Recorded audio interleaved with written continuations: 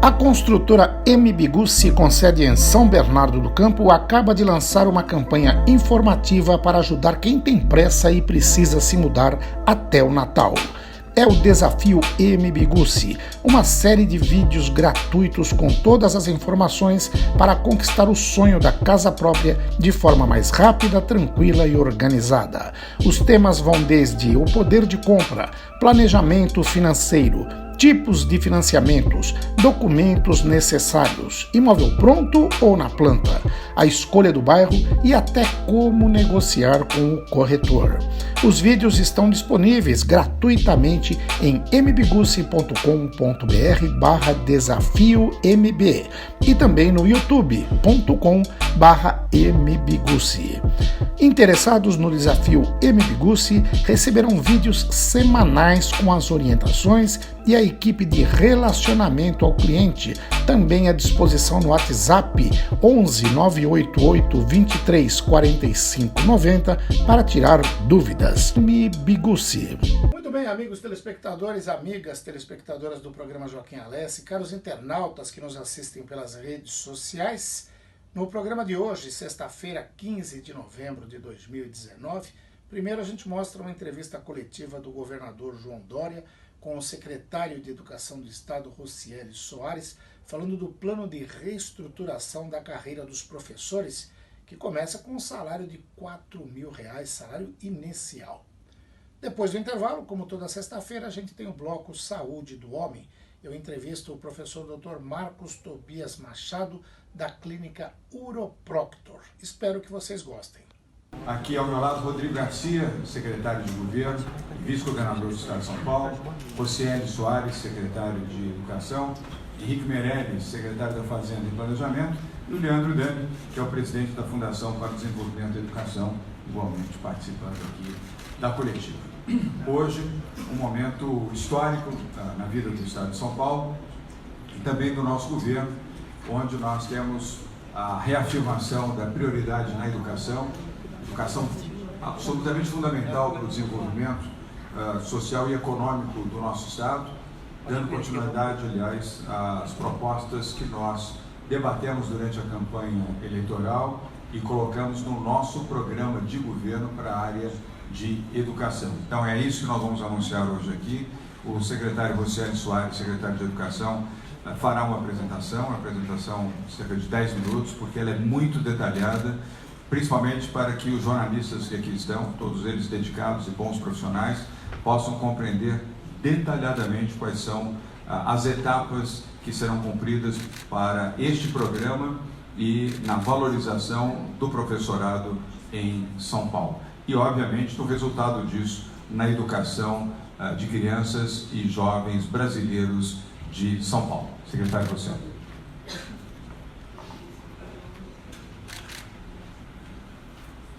Bom, boa tarde a todos, é um prazer muito grande, quero cumprimentar a todos os membros do nosso Conselho de Gestão, ao nosso presidente do Conselho Estadual de Educação, que me parece acaba de chegar, professor Uber, muito obrigado pela sua presença, quero fazer, inicialmente, governador, um agradecimento muito grande às equipes que têm trabalhado, a equipe da educação que tem sido gigante nesse processo, a Cristi, Maria Cecília, Vitor, William, Érica, todos que têm se dedicado, Cecília, têm se dedicado tanto a esses debates ao longo dos meses, entender melhor a nossa rede, como trazer, e a equipe da Fazenda, o Henrique Meirelles, que tem sido grande, com a Kelly, com a Conceição e com Maria José e outros, da mesma forma a equipe da Segovia, Rodrigo Garcia, que tem sido o próprio Rodrigo, tem sido um gigante nesse debate, com o Pablo, o Hilton,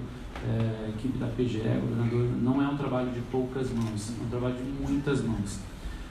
E começo dizendo isso porque também é um trabalho de muitas mãos. Quando a gente fala de modernização da carreira, o professor Haroldo, Chico da mesa aqui também, tem sido um pilar muito importante para essas transformações. nós já apresentamos à sociedade o nosso planejamento estratégico. No nosso planejamento estratégico a gente está apontando especialmente na qualidade da educação, que os nossos alunos aprendam mais e que a gente consiga, governador, ser referência na educação, liderar a educação no nosso país, que é o lugar de São Paulo, sim, ser referência internacional em vários aspectos, focar na aprendizagem, garantir que evidências, né, Viviane, sejam observadas quando a gente vai construir políticas, garantir que a gente tenha uma gestão mais eficiente, ministro Henrique Meirelles, que é uma determinação do governador, e aí o nosso planejamento aponta para isso. Mas tem um pilar que é fundamental. Nós estamos falando de uma Secretaria de Educação onde as pessoas são o nosso bem mais valioso. Sem as pessoas nós não transformamos. A educação não se faz, especialmente sem os nossos professores. Então isso é fundamental, ainda mais numa rede desse tamanho.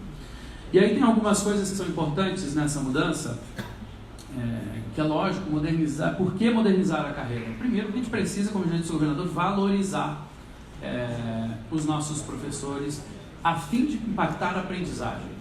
Nós precisamos melhorar a aprendizagem dos nossos jovens e também precisamos valorizar os nossos professores para chegarmos lá. Precisamos atrair jovens talentos para a educação. Cada vez mais os jovens precisam dizer: eu quero ser professor, eu quero transformar vidas, eu quero apoiar. Isso é fundamental também.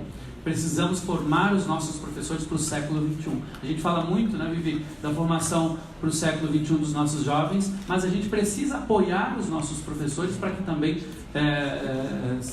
sejam esse vetor de transformação na escola. Muitos tiveram formação há muito tempo e a sociedade vai mudando muito rapidamente, e ter uma formação melhor é fundamental. Os professores, os estudos têm apontado, isso é sempre importante, ainda mais para a nossa rede, olhar baseado em evidências. De novo, professores de excelência têm um impacto gigantesco, governador, faz uma diferença muito grande na vida de um estudante. Então, valorizar e cada vez mais trazer, isso é fundamental. A carreira docente precisa ser mais atrativa para jovens com bom desempenho queiram ser professores. E aí, cada vez mais, melhorar a educação. Salários iniciais competitivos. Nosso salário inicial não é o salário que nós desejamos e nós precisamos ter isso também como um vetor de transformação para a gente possa atrair também para a carreira de professores. É essencial que a gente ofereça formação continuada. O professor é sedento de apoio, de suporte, de formação também. E para a gente é importante que a gente trabalhe em conjunto e olhando para aquilo que os países que são referência no PISA, por exemplo, internacionalmente, que a gente tem estudado muito, tanto as referências nacionais, aqui dentro de casa mesmo, ou internacionais, a evolução da carreira baseada em competências docentes, governador, e na melhoria da prática pedagógica é fundamental. Ninguém avançou sem que olhasse para esses dois pilares. O trabalho colaborativo, a possibilidade de formação de professores e especialmente a formação entre pares. Nós temos professores incríveis, fantásticos dentro da educação que podem cada vez mais avançar nesse trabalho. Temos uma série de referências que são importantes, que nós usamos como estudo. Aqui estão algumas delas, a gente não vai citá-las, mas é importante, de novo, estar baseado em evidências, né? Fizemos uma pesquisa recente onde 35 mil professores responderam e 76% deles disseram o seguinte: não estamos satisfeitos com o salário inicial da nossa carreira. Se nós não olharmos para esse tipo de desafio, e isso é importante, ouvir a rede, entender quais são os problemas, não é botar embaixo do tapete, mas cada vez mais entender quais são esses problemas. E 61% desses professores também responderam o seguinte: não estou satisfeito com os critérios da evolução da nossa carreira, não são claros, não são bons. E são 35 mil professores respondendo. Então, quais são as principais mudanças que nós estamos propondo para a carreira docente nesta modernização, nessa reestruturação da carreira? Primeira premissa fundamental: ela é voluntária, ela é opcional. O professor que quiser vem para a nova carreira. Se ele não quiser e estiver satisfeito com a carreira atual, dependendo do estágio onde ele estiver, ele permanece na carreira. Isso é muito importante, governador. E em outros momentos históricos, se optou por migrar todo mundo automaticamente. Nós agora estamos dizendo o seguinte: professor, Se você quiser, se for bom para você, você vem. Se não, você pode ficar na carreira atual. Isso é fundamental dentro de uma diretriz dada pelo governador e pelo Rodrigo. Cada docente pode fazer essa opção, então, olhando para a sua realidade individual. Vale mais a pena? Não vale tão a pena? Vou esperar mais um tempo? Terá um prazo para a migração? Quando o projeto de lei for para a Assembleia, trará esses detalhes, né? Quem desejar permanecer, então, no modelo atual, poderá. O presidente Huber, nosso presidente do Conselho Estadual, poderá optar. Isso é um passo importante para a decisão dos nossos professores. E essa aqui, governador, é certamente a principal mudança. Em 2019, quando a gente olha para a carreira, o salário inicial desta carreira atual é de R$ 2.585 para a licenciatura 40 horas. É um padrão normalizado para que a gente possa comparar. O salário em 2020, para quem optar para a carreira, será de R$ 3.500. E já será, na proposta que será enviada, lembrando, isso é uma proposta para discussão com a sociedade paulista, para discussão com a nossa Assembleia, ainda para a construção, governador, chegando em 2022 ao salário inicial de R$ 4.000, com mais de 54% de aumento no salário inicial, o que é um grande passo para a valorização dos nossos professores. Atrair e desenvolver talentos, de novo, é um dos pilares importantes. Com este salário, nós estaremos com uma média acima de 92% dos brasileiros, de 89% dos paulistas. Então, é fundamental, de novo, para que a gente atraia, que cada vez mais a gente mostre que esta é uma boa carreira, uma boa opção de vida, e ela é transformadora, acima de tudo, não só a remuneração. Ser professor é transformador, é magnífico, é a função mais nobre de uma sociedade, e a gente precisa cada vez mais valorizar. Para entender o modelo atual da carreira, governador, eu não vou destrinchar, nós temos na vertical o que a gente chama o processo de formação de crescimento na carreira, e na horizontal as avaliações que já são feitas a cada um daqueles anos ali. E tem 64 referências, 64 caixinhas. Então, para o professor chegar até a última delas, é muito difícil. E ele começa com 2.500 e chega a 7.500 aproximadamente, 7.300 aproximadamente. Então, é complexo, inclusive a própria pesquisa apontou que o professor quer algo que ele consiga chegar lá no final da carreira e que faça sentido. E aqui é um novo modelagem de carreira, muito mais simples, muito mais direta, baseado em modelos como Singapura, Austrália, outros países que estão super desenvolvidos, que é um processo de formação por trilha, governador, onde é muito mais simples, onde tem um interstício médio, ou seja, a diferença entre um e outro é de 2 anos, a média. O L1 aqui é a licenciatura 1, ou seja, é a entrada. Vejam aqui que aqui é a primeira tabela, aqui vale para 2020 e 2021, depois eu vou mostrar a outra tabela como fica, e à medida que ele progride, ele vai aumentando, logicamente, a sua remuneração. Temos 2 pontos chaves de cadeira na carreira, meritocráticos especialmente, desempenho, com provas, com avaliações de conhecimento, mas também teremos provas práticas com devolutivas para o professor.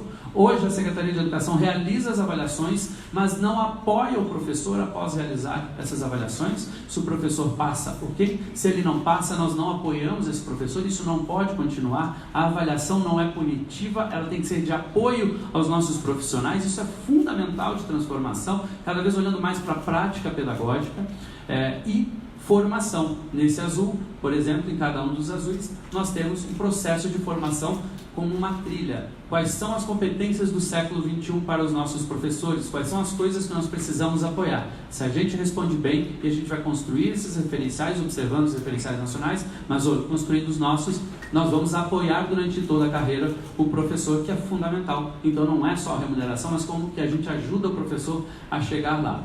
E chega no topo da carreira, com 2 e 2 anos aqui, até R$10.000, era 7.300.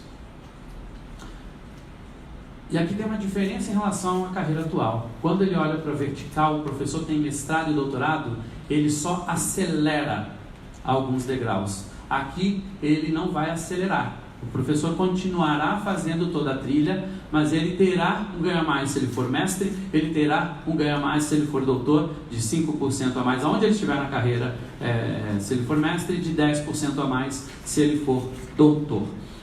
Isso é importante, valorizar essas pessoas que estão também na nossa rede. Hoje, uma coisa muito especial que nos toca muito, professores dos anos iniciais.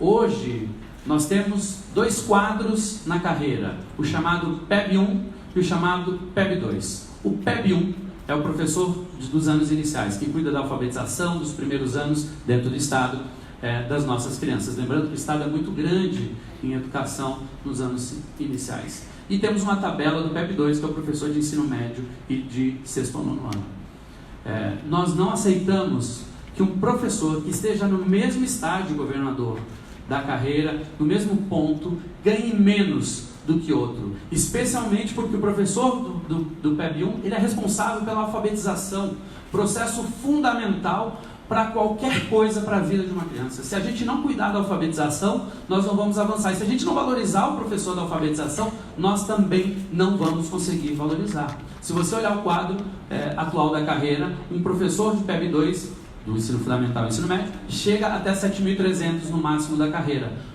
O da alfabetização chega no máximo 6.300. Nós não aceitamos essa diferença e não haverá mais essa diferença. O professor da alfabetização, o professor dos anos iniciais, será valorizado da mesma forma e nós não teremos mais 2 remunerações diferenciadas e vamos igualar e vamos valorizar, sim, o professor dos anos iniciais, que é fundamental, governador. E aqui a gente traz só como exemplificação nomes fictícios, mas casos reais, por exemplo, de uma professora, Marca Isabel, 28 anos, 40 horas, para manter o exemplo de 40 horas, ela está na faixa 1, ou seja, lá no início de carreira, ela é professora, pode ser ingressante ou temporária, mas ela está no início de carreira, ela hoje ganha 2.585, ela vai passar para 3.500 em 2020 e R$4.000 em 2022, o que dá um crescimento de mais de 54% para esta professora. Mas se a gente pegar, por exemplo, a professora Lúcia Cecília, ela já está um pouquinho mais avante na carreira, ela vai ter uma diferença de um pouco menor, aparentemente, mas é porque ela já está num estágio maior da carreira, governador. E aí ela vai ganhar, por exemplo, ela vai sair de 3.121 para 3.500 e para 4.000. 71% dos nossos professores terão algum tipo de atratividade. Quando a gente olha para a nossa carreira, 28% deles poderão ter um ganho imediato, ao longo da carreira será maior ainda, imediato de até 5%. Mas 31% dos professores, governador, terão mais de 40% de reconhecimento imediato. De 20% a 40% são 27% dos professores. Ou seja, é um número muito significativo, especialmente para o professor que está no início da carreira ou que não conseguiu avançar na sua carreira. São aumentos significativos. E tem uma última chave, governador, que é fundamental, que são os professores que viram diretores ou os nossos diretores de escola. Se temos o professor como figura-chave, o diretor também é.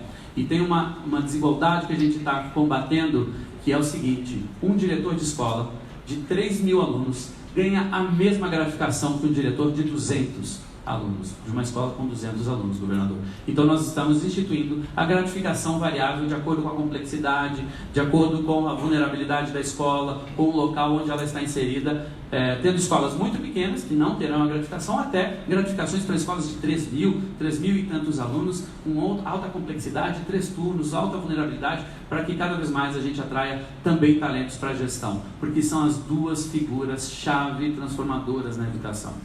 Nós temos, governador, um investimento aqui de até R$4 bilhões ao longo dos 3 anos. Imediatamente para o ano que vem, de 1 bilhão, 21 mais 1 bilhão, e a partir de 2022, R$2 bilhões de investimento da educação para que a gente possa transformar. Então, acumulada de 4 bilhões somente dentro da sua gestão, governador. E isso é fundamental olhar com claridade.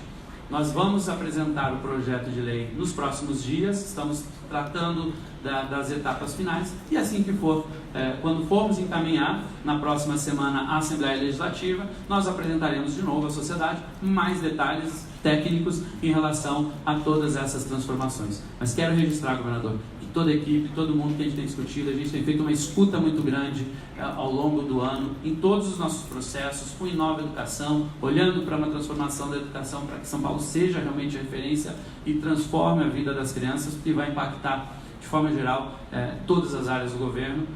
Temos debatido, ouvido professores, fazendo pesquisas, grupos focais, ouvindo diretores, ouvindo a toda a sociedade.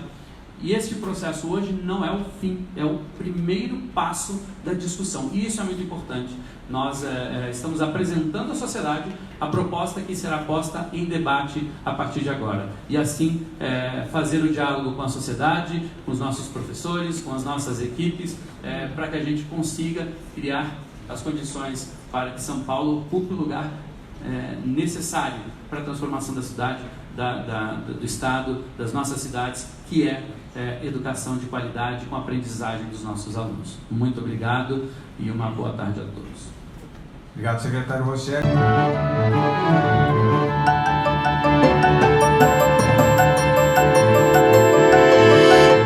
A construtora MBigussi, com sede em São Bernardo do Campo, acaba de lançar uma campanha informativa para ajudar quem tem pressa e precisa se mudar até o Natal. É o Desafio MBigussi, uma série de vídeos gratuitos com todas as informações para conquistar o sonho da casa própria de forma mais rápida, tranquila e organizada. Os temas vão desde o poder de compra, planejamento financeiro, tipos de financiamentos, documentos necessários, imóvel pronto ou na planta, a escolha do bairro e até como negociar com o corretor. Os vídeos estão disponíveis gratuitamente em mbigussi.com.br/desafiomb e também no youtube.com/mbigussi.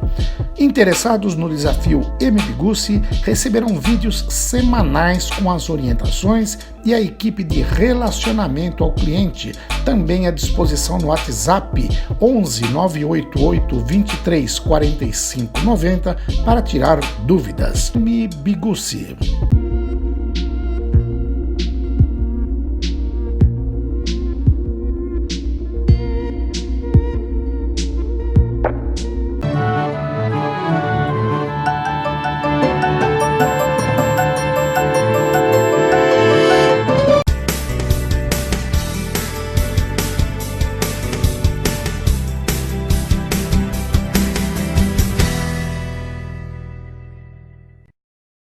Muito bem, amigos telespectadores, amigas telespectadoras do programa Joaquim Alessi, a gente volta aqui ao Uroproctor, no Espaço Cerâmica, em São Caetano do Sul, para conversar com o professor Dr. Marcos Tobias Machado, professor da Faculdade de Medicina do ABC, médico do Hospital São Luís e do Hospital Brasil, os dois da Rede D'Or, aqui na região, e especialista em cirurgia robótica, aliás, vem revolucionando aí essa área. Outro dia, até antes da gente começar a bater esse papo, a gente combina as entrevistas aqui, eu mudo tudo depois na hora. Mas é legal por isso, porque é improviso.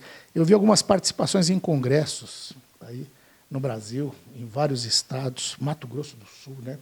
Curti no Instagram, que, aliás, quem quiser seguir, pode seguir o professor Dr. Marcos Tobias no Instagram, né? Ficar sabendo das novidades. Essas experiências com colegas. Teve uma cirurgia primeira aqui também, no Hospital São Luís, da Rede D'Or, em São Caetano do Sul, com os 4 médicos lá do lado. Tinha um francês do lado, junto com vocês, não é isso? Fala um pouquinho sobre isso. Na verdade, a gente criou um projeto que chama Uroproctor.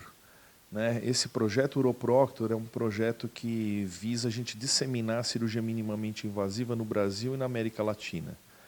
Então, a ideia da gente visitar centros que querem desenvolver essa cirurgia, que ainda estão iniciando a experiência, a gente implementar esses serviços e, eventualmente, se eles quiserem a cirurgia robótica e não tem o robô, trazerem o paciente deles para São Paulo, para o ABC, para a gente poder operar os pacientes.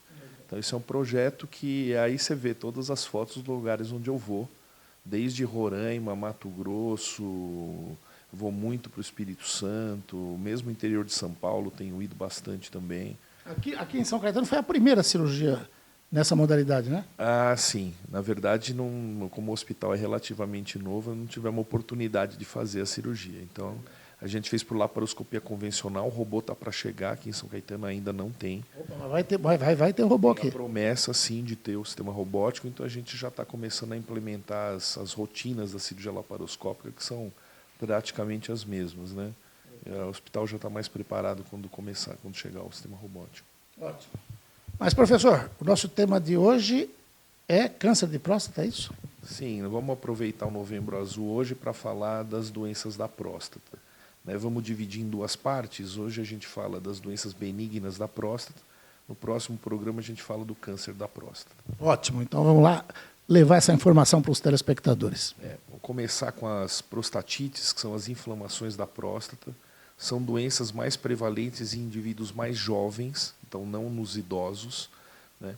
E dão muito sintoma urinário, de dor para urinar, dificuldade urinária e muitas vezes associado até a quadros de febre. Quando você tem prostatite aguda, você pode ter febre. E além da dor e da dificuldade, a coloração da urina também muda? Sim, sai mais turva, né? E eventualmente pode até urinar com sangue. Então, isso é um quadro agudo, que o indivíduo, muitas vezes, precisa até de internação hospitalar para se tratar. É um quadro que a gente não passa sonda, é uma outra coisa que pode piorar muito, diferente da doença benigna que eu vou falar para vocês. Então, é uma doença que é praticamente tratada com anti-inflamatório e antibiótico, se possível em regime ambulatorial, em casos mais graves até internação no hospital, e o indivíduo cura completamente no quadro de prostatite aguda.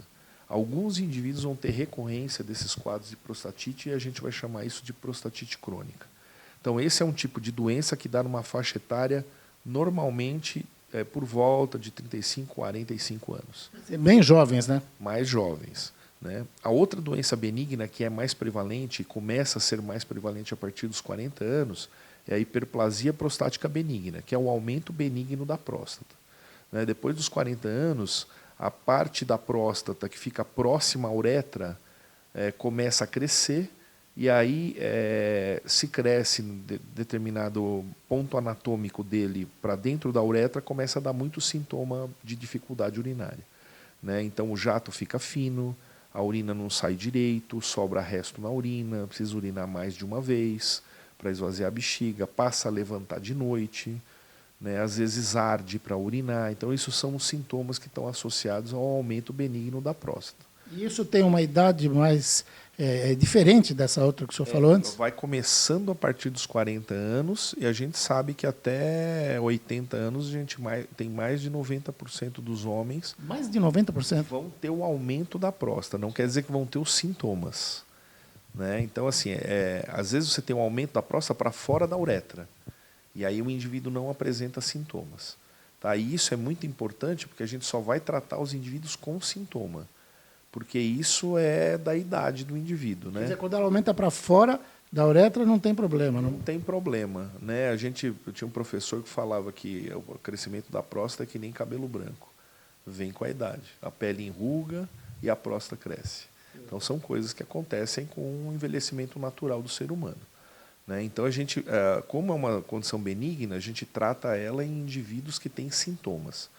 E aí, para tratar, a gente tem uma série de remédios, basicamente duas classes de remédio mais importantes, uma delas que reduz o volume da próstata e uma outra que faz uma dilatação da uretra. A uretra fica mais relaxada para urinar.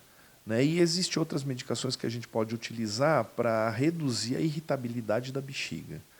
Então, o médico urologista aí tem a capacidade de decidir qual o tipo de tratamento melhor, para qual tipo de remédio ou medicação que está mais apropriada. Para casos mais graves, isso é a grande maioria dos casos. Hoje em dia, a gente só opera 10% dos casos de aumento prostático. Antigamente, a gente operava todo mundo quando não tinha medicação. E a cirurgia hoje evoluiu muito também. A gente fazia uma ressecção com uma corrente elétrica monopolar e hoje a gente, por via uretral, isso a gente está falando de próstatas até 80 gramas, o normal é 20 gramas, você consegue fazer pela uretra. E hoje em dia você tem corrente bipolar, você tem laser, uma série de tratamentos possíveis. Para próstatas grandes, a gente fazia uma cirurgia com incisão, uma cirurgia aberta. E hoje em dia a gente pode oferecer a laparoscópica e a robótica, ou mesmo tratamento endoscópico com um roll-up, que é um tipo especial de laser, uma técnica diferente, que a gente pode fazer para próstatas grandes também. Então, assim, uma evolução grande no tratamento, né? A gente opera praticamente 10%, e aí as indicações de indivíduo com pedra na bexiga, infecções de repetição, caso que a gente não resolve com as medicações, a gente acaba indicando a cirurgia de próstata para doença benigna. E essa cirurgia não retira toda a próstata, só retira o miolo da próstata para o indivíduo poder urinar. E, como consequência, a gente tem que continuar fazendo acompanhamento para o câncer da próstata, que dá na periferia da próstata. E o câncer, que já é a doença maligna, que a gente vai falar no próximo programa, é isso? Exatamente. Então, obrigado, professor. Até o próximo programa. É isso, até a próxima. Professor Dr. Marcos Tobias Machado, da Uroproctor, conversou com você. E olha, não perca na semana que vem, hein? É logo na sexta-feira de novo. E aí ele vai falar sobre as doenças malignas, essas que exigem um tratamento mais intenso, que são mais complicadas, mas com certeza ele vai trazer a solução para vocês. Até lá!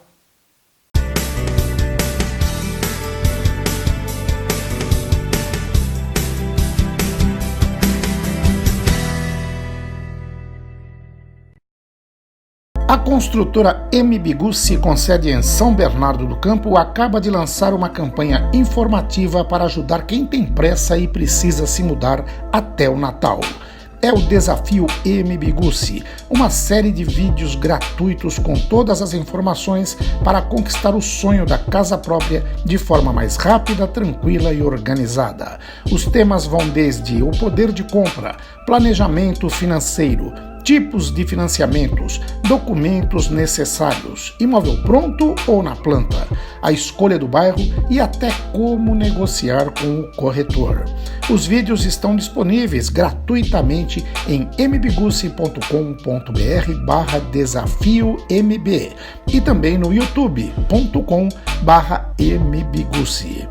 Interessados no desafio MBigussi receberão vídeos semanais com as orientações e a equipe de relacionamento ao cliente, também à disposição no WhatsApp 11 988 23 45 90 para tirar dúvidas. MBigussi.